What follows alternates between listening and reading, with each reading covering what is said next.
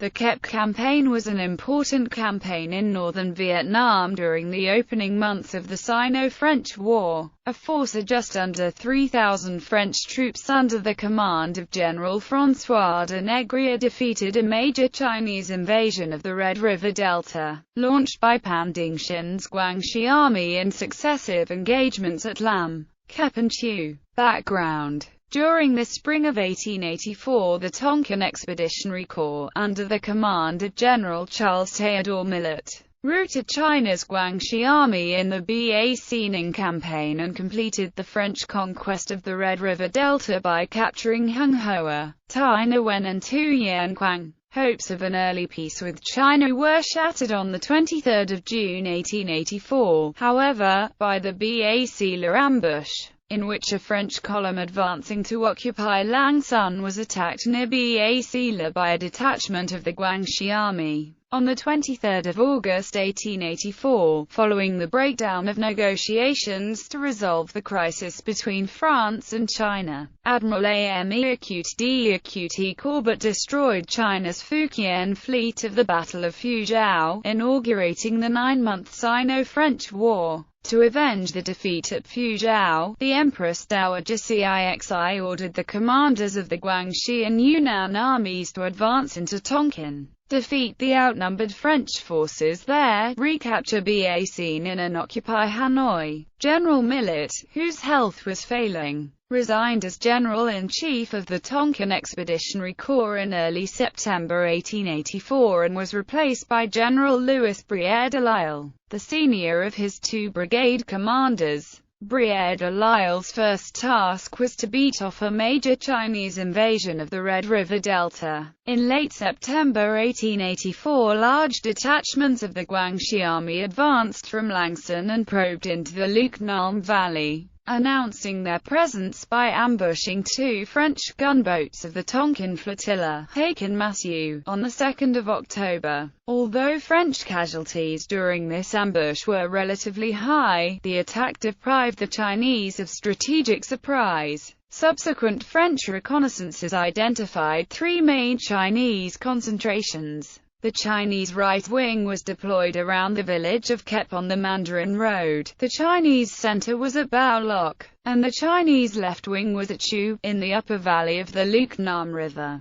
Brière de Lisle responded immediately, dispatching General de Négrier to the Luc Nam Valley with nearly 3,000 French soldiers aboard several vessels of the Tonkin Flotilla. De Négrier's mission was to attack and defeat the Chinese detachments before they could concentrate. The Kep Campaign. French forces. De Négrier's command included units from both the 1st and 2nd Brigades of the Tonkin Expeditionary Corps. The 1st Column, under the command of Lieutenant Colonel Donnier, included 2 companies of the 143rd Line Battalion, 2 companies of Chef de Bataillon de Gay's 2nd Foreign Legion Battalion, 50 Tonkinese riflemen and a section of de Saxe's artillery battery. The 2nd column consisted of Chef de Bataillon de Mibiel's 3rd Battalion, 3rd Algerian Rifle Regiment and Geordi's battery. The 3rd and largest column, under de Négrier's direct command, consisted of all 4 companies of the 111th Line Battalion, 3 companies of the 23rd Line Battalion, the remaining 2 companies of the 143rd Line Battalion and Roussel and de Saxe's artillery batteries. Chinese forces. The Guangxi army was under the command of Generals Wang Dibang and Pandingxian, both of whom had contributed to the defeat of Lieutenant Colonel Duggan's column in June 1884 in the Bac-La ambush. The army's left wing, at Chu, was under the command of Su Yuanchun and Chen Jia. The Chinese right wing, at Kep, was under the command of Fang Yusheng and Zhou Shouchang. French strategy. De Négrier planned to use the mobility conferred by the French gunboats to maneuver troops rapidly from one point to another, enabling him to concentrate in turn against the separated wings of the Guangxi army. While Lieutenant Colonel Donnier's column fixed the Chinese left wing before Chu, where the Chinese had built a large entrenched camp, de Mibiel's column observed the movements of the Chinese center. the Negrier would attack and defeat the Chinese right wing at Kep with the bulk of his forces.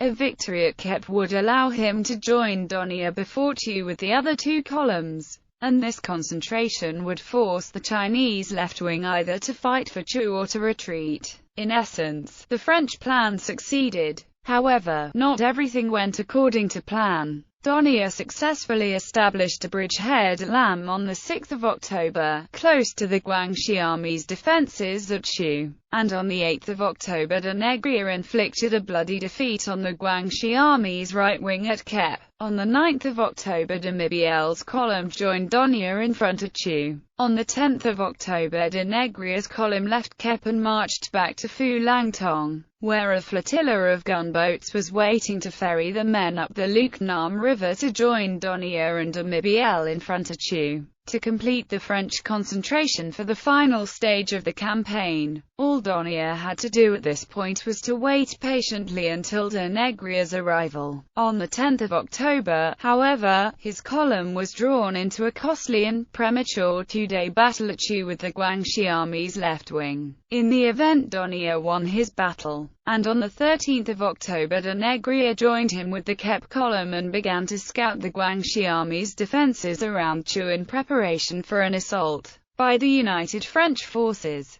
The attack was never made. The Chinese, discouraged by the heavy losses they had suffered on Chen on the 11th of October and by the rout of their comrades at Kep on the 8th of October, abandoned the entrenched camp of Chu on the 19th of October and fell back to Ba Sila and Dongsong, to protect the approaches to Langsun. The engagements at Lam, Kep and Chu. At Lam, on the 6th of October, Donier's column was ferried rapidly up the Luknam River on a string of junks towed by the gunboats Hake, Eclair and Massieu and the tugs Fulai and Tra Lai, and disembarked opposite the Chinese fort at Chu to seize the villages of Lam and Tre Dam. The Chinese immediately closed with the French, who deployed into an L-shaped line around Lam and fought desperately to hold their precarious bridgehead. At the crisis of the battle, the Chinese broke through the French centre, sweeping away Bataille's Tonkinese riflemen and part of Bayonet's Legion Company. But the timely arrival of French reinforcements enabled Donier to repair the hole in his line, counterattack, and throw back the Chinese. French casualties at Lam were 12 killed and 27 wounded.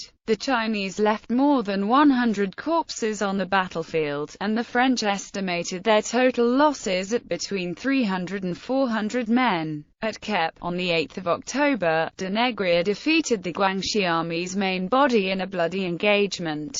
The battle was marked by bitter close-quarter fighting between French and Chinese troops, and de Negrier's soldiers suffered heavy casualties storming the fortified village of Kep. The exasperated victors shot or bayoneted scores of wounded Chinese soldiers after the battle, and reports of French atrocities at Kep shocked public opinion in Europe.